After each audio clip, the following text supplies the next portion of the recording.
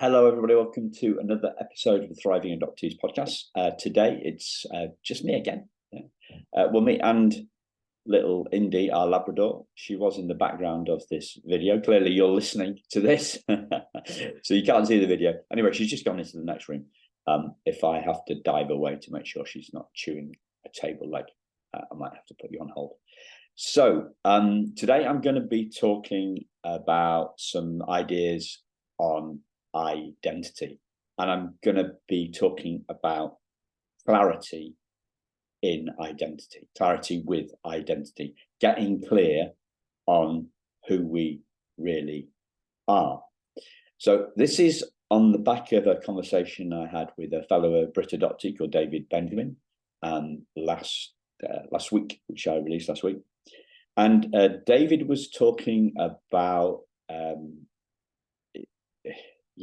having a foot in two camps, right? So is he a Benjamin, or is he like I don't know what his biological mother was called. So let's call her Smith, right? So is David Benjamin, or is David Benjamin David Smith, or is he Brian Smith? I did have to dash away because she was chewing at a cushion in the lounge. So I was talking about that we're going to get clarity here. So let me make this clearer for you, right? So you're listening to Simon, Jonathan, Ben. That's my name. That's what I was called from February 1967 by my mum and dad, my adoptive parents. Before that, I was David Anthony Flower. That's the name that my birth mother called me. So David Benjamin and David Flower have that name in common. Clearly, David's right. So if I'm going to be ultimately clear here, am I a Ben, or am I a Flower? Okay, so I'm going to say that I am 100% a Ben. That's how I feel in my bones.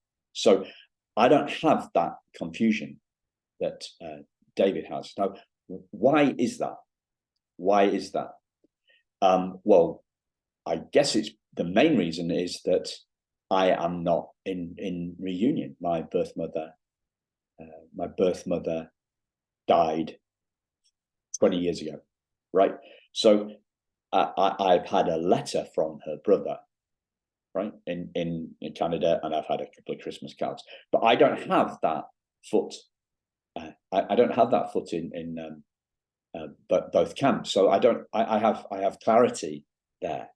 So what's going on for David Benjamin? David Benjamin's got a kind of foot in both camps, and therefore he feels confused. The other thing here, though, is he hasn't always felt that way. Before his reunion, he was a David Benjamin. He had both his feet in the Benjamin camp. So what we're talking about here is this, what we're alluding to, what we're pointing to, what I'm pointing to, is that identity in David's case, David Benjamin's case, has changed over time. So identity has changed. He's gone from being 100% David Benjamin to X% David Benjamin and X% of Benjamin and Y%, let's call it Smith, right? So I don't know the exact percentage here, and maybe that doesn't really matter. He's got a foot in both camps. So we can see here that we're looking for clarity. We're looking for clarity in identity. David is talked about being confused about that. Well, the truth never changes, right? if we're looking for clarity, we're looking for something that's 100%. It's 100% true all the time, and he has felt one thing at one time and one thing another time. So he hasn't yet got to that clarity in how he feels. So has he got to the truth yet? I think if you listen back to the podcast, you maybe make your own mind up on that and your own opinion, right? What I said doesn't really matter, or does it? I don't know. I would say, yeah. He told me. I'm just repeating what he told me. So I would take him at his word, and therefore that he's got a foot in both camps. So this identity, how we feel about who we are, who we see ourselves, changes over time, and yet we're looking for clarity. So it's kind of, identity is a many layered thing. So it depends on the context, and it depends on the time. So it changes. It changes if this was a graph, right? It would be changing on the x-axis, and it would be changing on the y-axis, right? So the x-axis is fixed, our feeling on identity, and different stages, and the y-axis is time. So if I'm asked to introduce myself at a family event with my wife, for example, my family's event, her family's event, right? So Lynn's family event, I'm introduced. Somebody says, "Oh, that's Lynn's cousin. He's over from Australia. He's interested in podcasts too," or something. Like, why don't you go over and introduce yourself? So I would go over to him and say, "Hi, Bruce." That's a joke that British people have, that Australian people call Bruce. It's not a joke at all. Anyway, so I'd say, "Hi, Bruce. I'm Simon. I'm Simon. I'm Lynn's husband." I wouldn't confuse him by saying I'm David Anthony Flower. I'm saying I'm David, because chances are he knows me. If he's heard my name, he'll have heard my name, the name that I've had for 56 and a half years, not the name that I had for 5 weeks, right? And the world knows me as Simon, right? So I'm gonna introduce him as I'm Lynn's husband. I'm Lynn's husband, Simon. So Lynn is the key thing. I am your Lynn, your cousin Lynn. I'm her husband, and I'm Simon. So I make it context specific. So at different times and different contexts, I will use a different version of identity. So last weekend was the CUB conference in California, right? So that's Concerned United Birth Parents, and at that event there are birth parents, there are adoptees, and there was one adoptive mum there whose name I've escapes me. She's a fellow podcaster. Anyway, and she was, as she was signing in, she said, the person that signed her in said, "Oh, what's your relationship? You know, in where are you in the constellation?" She said, "I'm a adoptive parent." And the person signing in said, "You must be brave, you know, because there aren't many adoptive parents here."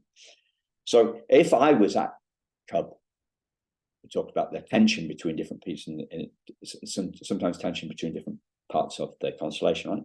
So if I was at a CUB event, I would say, for brevity, I would say, "Hi, I'm Simon.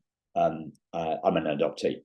So they know that this person that I'm meeting at CUB knows how to categorize me. They know my name, my first name, and they know where I stand in the constellation. Okay.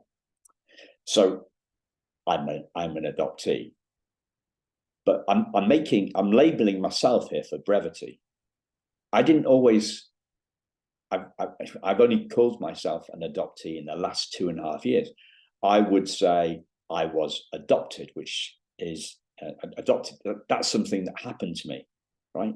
And something that happened to me is not who I am. And so I am adopted doesn't have quite the same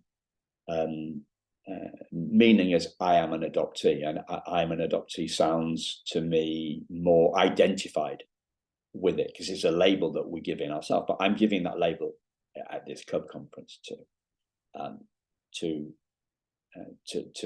show me what category I'm in, to describe to the other person at the conference what category I'm in. Okay, so if I was at an event that was adoptees only, right? So adoptees saying, right, this event, it's going to be just adoptees. We don't want any birth parents in. We don't want any. We just want to be able to talk about our stuff. Then everybody's an adoptee. So how would I identify myself in that context? So if I was going to go for the full bifter, I would say I'm a British. So if I was, if it was an international event with lots of different people, I would say I was British. If it was just in the UK and it was only UK people, I would say I would forget. I wouldn't use the word British, would I? I would say I'm a same race, domestic, infant adoptee. And then people know how to categorize me. They know that I wasn't. I wasn't. I'm not from Russia, or people might look at my colouring and think I'm from Ireland, or if they don't see me with a tan on, they might think I'm from Spain, because I'm quite good at tanning. It's a skill that comes naturally to me. I don't take any. I don't take any. What's the word? I don't take any pride in being good at tanning. So we're always looking to categorize. And what I'm saying here is that the whole thing so far I've been talking about is categories that we put ourselves in. Okay, so another one, if again I'm talking to an adoptee, another category I could be talking about. I could say, well, I'm out of the fog, like most of us here. Tell me a little bit more about yourself, Simon. So I get that you're same race, domestic, infant, adoptee. Tell me a bit about myself. Well, I'm out of the fog. I came out of the fog, and now I can see the trauma that adoption has caused me.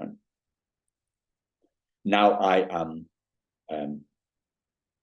am conscious. Oh, what do you mean? Yeah, yes, Simon. I've heard you talking about that on the podcast. Yeah, you're a podcaster, aren't you? And I'd say yes, I am a podcaster, because the context that person knows me in is a podcaster. Well, is that who I am? No, it's something that I do. What we do isn't who we are. It's an activity. It's not an identity. But we all get this mixed up in this thing, right? And therefore it becomes confusing. And you're probably wondering when I'm going to get to the point and give you the clarity that I started talking about. I'm going to do that in a couple of minutes. Just bear with me, right? So I could say, so I heard you saying something about the fog with one of those interviews. I think it was with that guy, David Benjamin. He's a fellow Brit adoptee. Yeah. And so you're both Davids from what I can remember. Yeah, but I'm now Simon. I was David. You see how this goes, right? It's getting more confused. So I'm trying to get to the clarity here. So you said something about the fog, Simon, and I can't remember what it was, and I was driving and I didn't make a note of it. But I wanted to ask you, what is it? What was it again you said about the fog? You used it. You described coming out of the fog in terms of psychological terms, and I said yes, yeah. So my understanding of my definition of coming out of the fog is when we become conscious of the trauma that we were previously unconscious of. Yeah. So something was in our subconscious, it has become conscious. So think about, like, to use a metaphor, a ball, a beach ball is pressed under the water, under the sea, and it's subconscious, right? It's it's a submarine ball. It's not submarine ball. I don't know where to start this metaphor. Anyway, I can, right? So it's submarine, and then it becomes the gravity and air pressure brings it to the surface, and it pops up, right? It pops up. So what was subconscious becomes conscious. What was submarine becomes on top of the sea. And we say, I am traumatized. I'm out of the fog, and I am traumatized. What we mean by that is I am feeling traumatized. I am feeling traumatized. Okay. But being traumatized, being traumatized is a feeling. So the feelings that we talk about in relinquishment trauma, adoption trauma, we talk about fear or terror, and we think about the poor kid away from their mum for the first night, right? I think about this with the puppies and the puppies crying. So we think of fear. We think and how that's playing now for us, often for us, fear of rejection. Okay, so we think of insecurity. I feel unsafe. I'm not safe in knowing who I am, right? And we're going to get to that in a minute, because that's the identity piece. We talk about so fear, terror, insecurity, shame. What was wrong with me? What's wrong with me now? What was wrong with me from a birth mother to relinquish me? What's wrong with me now? How's that playing for me now? I can't get a girlfriend because I don't think I'm good enough. And there's something inherently wrong with me. People are going to reject me because there's something wrong with me. So think about rejection and shame, insecurity, shame, anger at the world. How dare she? How dare she? What sort of parent does that to their kids, right? I am feeling trauma.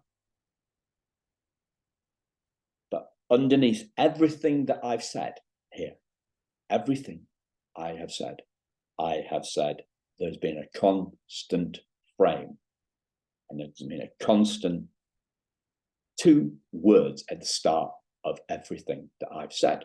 So I have said, I am. I am Simon Jonathan Benn. I am Lynn's husband. I am an adoptee. I am a same-race domestic infant adoptee.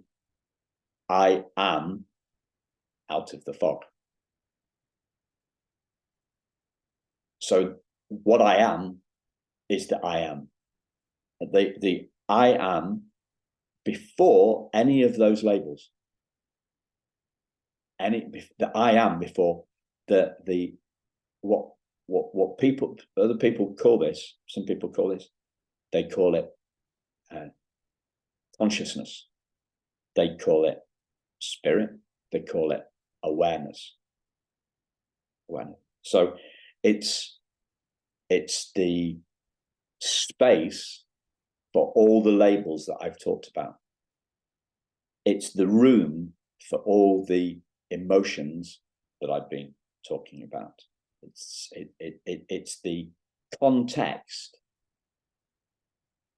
It's the like the whiteboard, the screen on which the movie of my life, my biography, has played out. So it's me as the screen, not the movie. It's me as the blank page, not the words that are on the blank page. So some of those words, people will say, well, what about the trauma? The trauma, what about the pre-verbal trauma before words? It's etched on my psyche, perhaps, but my psyche isn't who I am. I'm talking about the space in which our mind appears. The space, the people call this the witnessing space. People call it different things, and it drives me mad when people say it doesn't matter what you call it. It does matter what you call it. I want clarity. I want clarity. You said that you're going to give me clarity on identity, Simon. Okay, so the clarity is that I am the beingness, the context in which the content of our feelings appears, the context for the content on which our thoughts appear, the space in which our life unfolds. And if you're interested in this, but you're thinking, I need more clarity, check out the master of metaphor, the mentor. I'm going to see him live in a couple of months. Can't wait. I've been listening to his podcasts and reading his books for so long, listening to his audio books. Rupert Spira. He has. I'm a beginner compared to his absolute clarity. He's been studying this like 50 years and talking about it 10 years. I've been studying this 14 years and I've been talking about it 2.5 years. So I've got an awful long way to go. But don't let my lack of clarity put you off. Check out rupertspira.com or check out Rupert Spira on his YouTube channel. He's got loads of videos, depends whether you. And check out Rupert Spira podcast. So there we have it. Clarity on identity. We've gone from looking at ourselves as our name, looking at our activity, looking at it from something that's happened to us, looking at from something we feel. We are not our name. We are not our familial context. We are not our activity, and we are not our trauma. We are the space in which the trauma appears, and the space in which the trauma appears is unaffected by the trauma. We are psychologically, we may be primarily wounded, but fundamentally, we are totally unwoundable because our feelings are not our identity. How we feel isn't who we are. Thanks a lot. Speak to you soon. Bye-bye.